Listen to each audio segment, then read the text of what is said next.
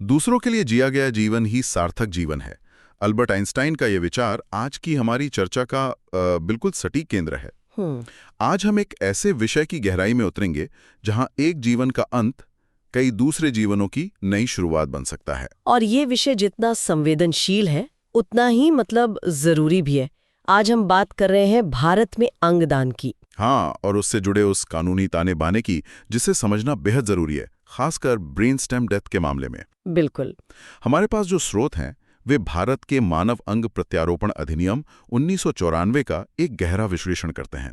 आज हमारी कोशिश ये समझने की होगी कि एक मजबूत कानून होने के बावजूद भारत अंगदान के मामले में दुनिया के कई देशों से इतना पीछे क्यों है। ये एक बहुत बड़ा सवाल है। और ये चर्चा सिर्फ सामान्य जानकारी के लिए नहीं है। यूपीएससी जैसी परीक्षाओं की तैयारी कर रहे उम्मीदवारों के लिए तो ये बेहद अहम है, क्योंकि ये सीधे सीधे गवर्नेंस, कानून और पब्लिक हेल्थ से जुड़े मुद्दों को छूती है। बिल्कुल। ये गवर्नेंस और सार्वजनिक स्वास्थ्य के बीच का एक तरह से बहुत महत्वपूर्ण पॉइंट है। तो चलिए शुरू करते हैं कुछ आंकड़ों से जो इस समस्या की गंभीरता को दिखाते हैं, और सच कहूं तो ये आंकड़े चौंकाने वाले हैं। एक स्रोत के मुताबिक 2023 में स्पेन में हर 10 लाख लोगों पर लगभग 49 मृत अंगदाता थे। 49? हाँ, 49। क्या आप अंदाजा लगा सकती हैं कि भारत में ये आंकड़ा कितना था? मुझे अंदाजा है कि बहुत कम होगा। सिर्फ 0.77। ओह। 49 के मुकाबले 0.77। ये अंतर जमीन आसमान का है। ये तो बहुत ही ज्यादा फर्क है। और जब हम इन आंकड़ों को इंसानी जिंदगी के नजरिए से देखते हैं तो ये और भी दुखद हो जाता है। हाँ। इसका सीधा मतलब है कि हर साल हमारे देश में लगभग 5 लाख लोग सिर्फ इसलिए अपनी जान गंवा देते हैं क्योंकि उन्हें समय पर अंग प्रत्यारोपण के लिए डोनर नहीं मिल पाता। 5 लाख लोग? हाँ, ये वो जानें हैं जिन्हें बचाया जा सकता था। 5 लाख लोग हर साल, ये संख्या बहुत बड़ी है। और हमारे स्रोत बताते हैं कि इस विशाल अंतर की एक बड़ी वजह ब्रेन स्टेम डेथ या बीएसडी सर्टिफिकेशन से जुड़ी कानूनी उलझनें और स्पष्टता की कमी है। आपने बिल्कुल सही नस पकड़ी है। देखिए, भारत में जो मानव अंग प्रत्यारोपण अधिनियम है 1994 का, वो मोटे तौर पर 2 तरह के अंगदान को नियंत्रित करता है। ठीक है। एक है जीवित व्यक्ति से दान, जैसे कोई रिश्तेदार अपनी एक किडनी दान कर दे, और दूसरा, जिसकी आज हम खास तौर पर बात कर रहे हैं, वो है मृत व्यक्ति से दान। और मृत व्यक्ति से दान के लिए ये कानून ब्रेन स्टेम डेथ को कानूनी तौर पर मृत्यु मानता है ना? हाँ, और यहीं से सारी बहस और उलझने शुरू होती हैं। पहले ये समझ लेते हैं कि ब्रेन स्टेम डेथ है क्या। हाँ, ये जरूरी है। यह एक ऐसी अवस्था है जहां मस्तिष्क के सबसे जरूरी हिस्से यानी ब्रेन स्टेम ने स्थायी रूप से और हमेशा के लिए काम करना बंद कर दिया हो। दिमाग काम नहीं कर रहा। दिमाग मर चुका है। भले ही वेंटिलेटर और मशीनों के सहारे दिल धड़क रहा हो और शरीर में खून का दौरा चल रहा हो, लेकिन व्यक्ति का दिमाग एक तरह से मर चुका है। कानून इसे मृत्यु मानता है, लेकिन समाज में और कई बार डॉक्टरों के बीच भी इसे लेकर एक भ्रम बना रहता है। और यहीं पर मामला वाकई पेचीदा हो जाता है। सबसे बड़ा सवाल ये उठता है, क्या ब्रेन स्टेम डेथ को कानूनी तौर पर कार्डियक डेथ के बराबर माना जा सकता है? कार्डियक डेथ यानी जब दिल धड़कना बंद कर देता है, जिसे हम सब पारंपरिक रूप से मौत समझते हैं। क्या कानून इन दोनों को एक ही नजर से देखता है? ये बहुत ही दिलचस्प सवाल है, और उससे भी दिलचस्प इसका जवाब है। जवाब ये है कि हमें इसका उत्तर खोजने के लिए कहीं और जाने की जरूरत ही नहीं है। अच्छा। ये हमारे कानूनों में ही साफ साफ लिखा है। 1994 का प्रत्यारोपण अधिनियम और उससे भी पुराना 1969 का जन्म और मृत्यु पंजीकरण अधिनियम, दोनों में मृत्यु की परिभाषा लगभग एक जैसी है। और वो परिभाषा क्या है? परिभाषा है जीवन के सभी प्रमाणों का स्थायी रूप से गायब हो जाना। The permanent disappearance of all signs of life. जीवन के सभी प्रमाणों का स्थायी रूप से गायब हो जाना। ये तो बहुत मजबूत और स्पष्ट परिभाषा है। बिल्कुल। और कानून ये भी स्पष्ट करता है कि जीवन के प्रमाणों का ये स्थायी लोप 2 तरीकों से हो सकता है। एक कार्डियोपल्मोनरी तरीके से, यानी जब दिल और फेफड़े काम करना बंद कर दें, और दूसरा ब्रेन स्टेम डेथ के कारण। एग्जैक्टली, ब्रेन स्टेम डेथ के कारण। तो कानून में कोई कंफ्यूजन है ही नहीं। ये तो बहुत बड़ी बात है। नहीं है। इसका मतलब है कि सालों से जो बहस डॉक्टरों और आम लोगों के बीच चल रही है, उसका जवाब पहले से ही हमारी कानून की किताबों में लिखा हुआ है। बिल्कुल। असली समस्या कानून में नहीं, बल्कि उसे समझने और लागू करने में है। कानून के नजरिए से ब्रेन स्टेम डेथ और कार्डियक डेथ में कोई फर्क नहीं है। दोनों ही कानूनी तौर पर मृत्यु है। अगर कानून इतना स्पष्ट है तो असल जिंदगी में इतना भ्रम क्यों है? जैसे एक बहुत ही व्यावहारिक समस्या सामने आती है जिसका जिक्र हमारे स्रोत भी करते हैं। मान लीजिए किसी मरीज को डॉक्टरों के एक पैनल ने ब्रेन स्टेम डेड घोषित कर दिया है। कानूनी तौर पर वो व्यक्ति मर चुका है, लेकिन परिवार सदमे में है और अंगदान के लिए सहमति नहीं देता।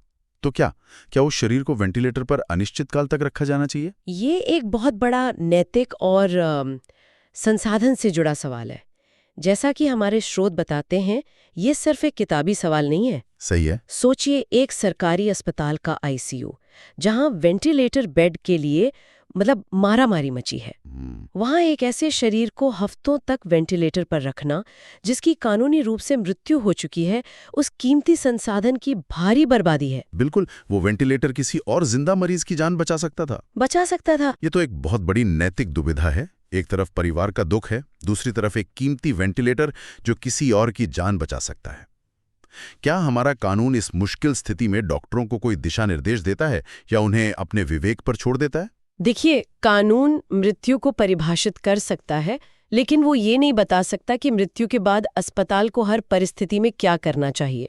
ये एक प्रक्रियात्मक मामला है। अच्छा। सही तरीका ये है कि अस्पताल परिवार को स्पष्ट रूप से बताए कि मृत्यु प्रमाण पत्र जारी किया जा चुका है और मृत्यु की तारीख और समय अंतिम है। हाँ, परिवार के अनुरोध पर उन्हें भावनात्मक सहारा देने के लिए कुछ और घंटों या 1-2 दिन तक जीवन सहायता जारी रखी जा सकती है, लेकिन अनिश्चित काल के लिए नहीं। ये समझ में आता है, लेकिन इससे एक और सवाल उठता है। अगर बीएसडी ही कानूनी मृत्यु है, तो मृत्यु का प्रमाण पत्र तो उसी समय बन जाना चाहिए ना? बिल्कुल। फिर मैंने सुना है कि कई बार प्रक्रिया में एक नहीं बल्कि 2-2 डेथ सर्टिफिकेट बन जाते हैं। ये कैसे हो सकता है? हाँ, ये एक और अनावश्यक जटिलता है जो भ्रम को और बढ़ाती है। कई प्रत्यारोपण केंद्रों में ये चलन बन गया है कि ब्रेन स्टेम डेथ प्रमाणित होने और अंग निकाले जाने के बाद जब वेंटिलेटर हटाया जाता है और दिल धड़कना बंद कर देता है, तब एक और पारंपरिक मृत्यु प्रमाण पत्र जारी किया जाता है। अरे, मतलब एक ही इंसान के 2 डेथ सर्टिफिकेट? ये तो किसी ब्यूरोक्रेटिक कॉमेडी जैसा लगता है। बिल्कुल। इससे तो प्रॉपर्टी इनहेरिटेंस जैसे मामलों में कितनी गड़बड़ हो सकती है और होती भी होगी। ये कानूनी रूप से पूरी तरह गलत है और एक बहुत ही अजीब स्थिति पैदा करता है। जब कानून बीएसटी को ही मृत्यु मान चुका है, तो दूसरे प्रमाण पत्र की कोई जरूरत ही नहीं है। मृत्यु एक ही बार होती है और बीएसडी के मामले में ये उसी समय हो जाती है जब डॉक्टर उसे प्रमाणित करते हैं। ये तो वाकई एक कानूनी भ्रमजाल है। चलिए, सर्टिफिकेशन की बात तो हुई, लेकिन सहमति का क्या? ये बहुत ही नाजुक मौका होता है। परिवार से अंगदान के लिए कब पूछा जाना चाहिए? ब्रेन स्टेम डेथ सर्टिफिकेशन से पहले या बाद में? और इस संवेदनशीलता को कानून ने बहुत अच्छे से समझा है। अगर हम 1994 के अधिनियम और उसके नियमों को ध्यान से देखें तो प्रक्रिया बिल्कुल साफ है। क्या कहती है प्रक्रिया? नियम 5(1) स्पष्ट रूप से कहता है कि ब्रेन स्टेम डेथ के प्रमाणीकरण के बाद ही अस्पताल या ट्रांसप्लांट कोऑर्डिनेटर को मरीज के निकटतम रिश्तेदार से अंगदान के लिए संपर्क करना चाहिए, पहले नहीं। मतलब पहले डॉक्टरों की टीम वैज्ञानिक तरीके से यह तय करेगी कि व्यक्ति की मृत्यु हो चुकी है और ये एक स्थापित तथ्य है। उसके बाद ही परिवार से अंगदान की संभावना पर बात की जाएगी। बिल्कुल। ऐसा क्यों? क्या इसके पीछे कोई खास वजह है? इसके पीछे एक बहुत मजबूत नैतिक वजह है। ये प्रक्रिया सुनिश्चित करती है कि परिवार पर किसी भी तरह का भावनात्मक दबाव न डाला जाए। जब आप उनसे ये कहते हैं कि आपके रिश्तेदार की मृत्यु हो चुकी है, ये एक मेडिकल तथ्य है, क्या आप इस दुख की घड़ी में उनके अंगों को दान करके किसी और को जीवन देने पर विचार करेंगे? तो ये एक स्थापित तथ्य के आधार पर लिया गया निर्णय होता है। तो ये ऐसा लग सकता है कि आप इलाज रोकने के लिए अंगदान का दबाव बना रहे हैं। अच्छा, हाँ, ये हो सकता है। परिवार को लग सकता है कि डॉक्टर उनके मरीज को बचाने की पूरी कोशिश नहीं कर रहे हैं क्योंकि वे उसके अंग चाहते हैं। ये शक की गुंजाइश पैदा करता है और पूरी प्रक्रिया में भरोसे को कमजोर करता है। सही बात है। इसलिए पहले सर्टिफिकेशन फिर सहमति का नियम बहुत महत्वपूर्ण है। क्या किसी फॉर्म या कानूनी दस्तावेज में भी ये बात इतनी ही स्पष्टता से लिखी है? हाँ, बिल्कुल। सहमति के लिए इस्तेमाल किया जाने वाला फॉर्म 8 भी इसी बात की पुष्टि करता है। हमारे स्रोत बताते हैं कि इस फॉर्म की पहली पंक्ति में ही लिखा है, मुझे सूचित किया गया है कि मेरे रिश्तेदार ... को ब्रेन स्टेम डेथ मृत घोषित कर दिया गया है। घोषित कर दिया गया है। हाँ, ये वाक्यांश बहुत महत्वपूर्ण है। ये साफ करता है कि घोषणा या सर्टिफिकेशन पहले होता है और सहमति उसके बाद ली जाती है। ये तो बहुत ही स्पष्ट है। तो कानून साफ है, प्रक्रिया साफ है, फिर भी जमीनी हकीकत अलग क्यों है? अगर सब कुछ इतना स्पष्ट है तो अंगदान की दर इतनी कम क्यों है? दिक्कत कहाँ आ रही है?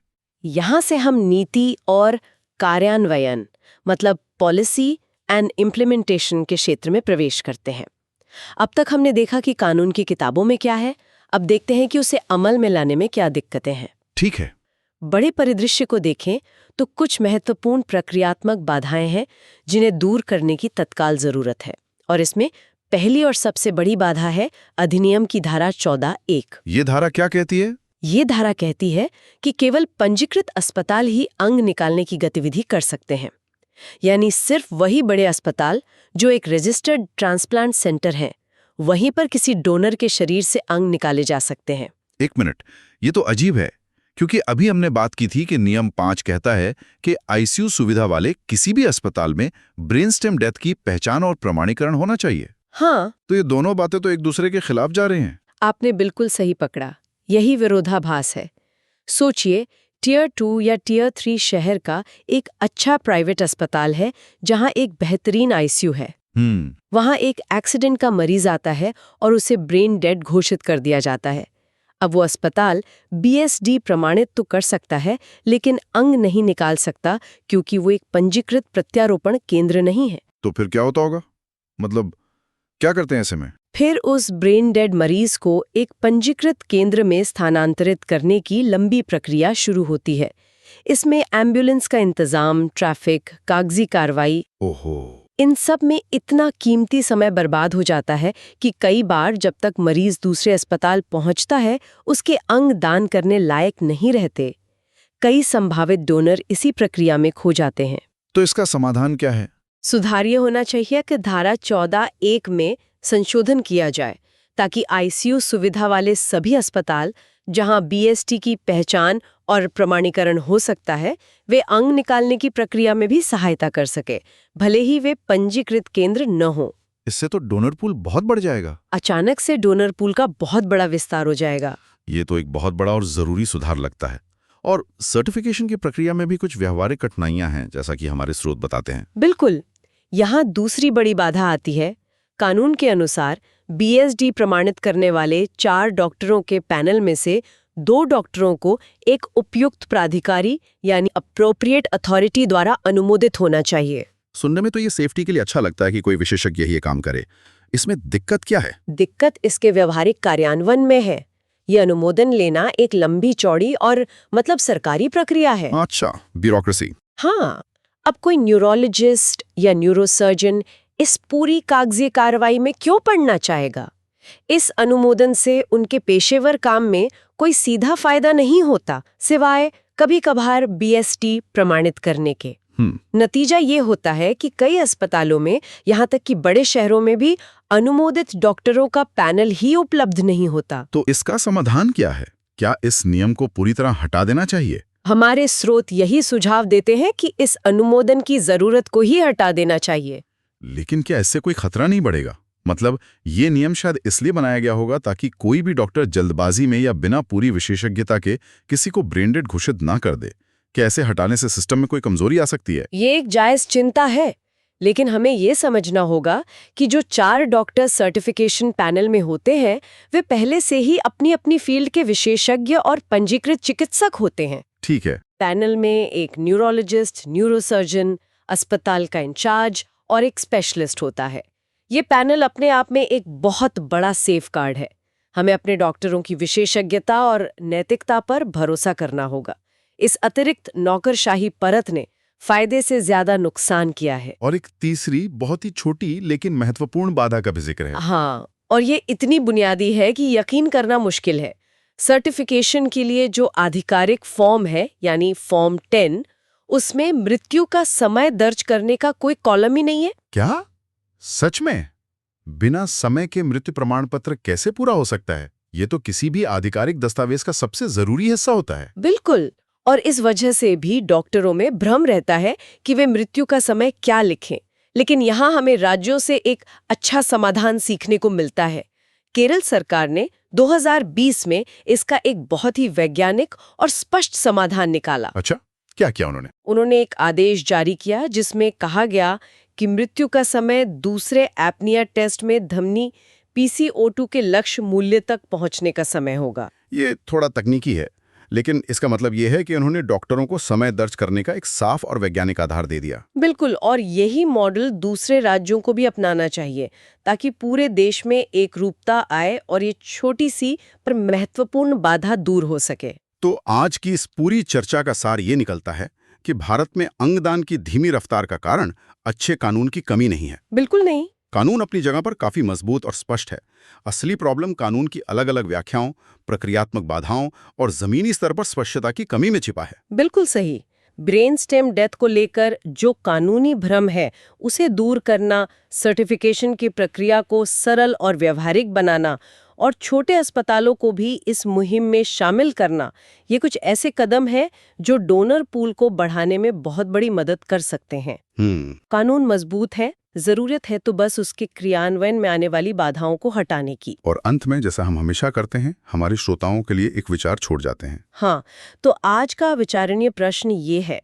हमने मृत्यु की कानूनी और प्रक्रियात्मक परिभाषाओं पर विस्तार से चर्चा की, लेकिन यह समाज के लिए एक गहरा सवाल खड़ा करता है।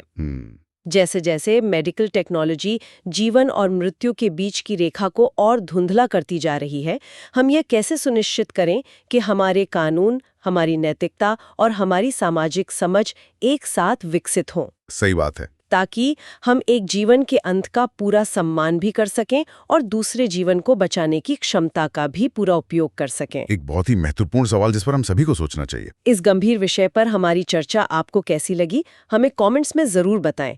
अगर आपके कोई प्रश्न है तो वो भी आप पूछ सकते हैं। इस तरह के और विश्लेषण के लिए चैनल को लाइक और सब्सक्राइब करना ना भूलें।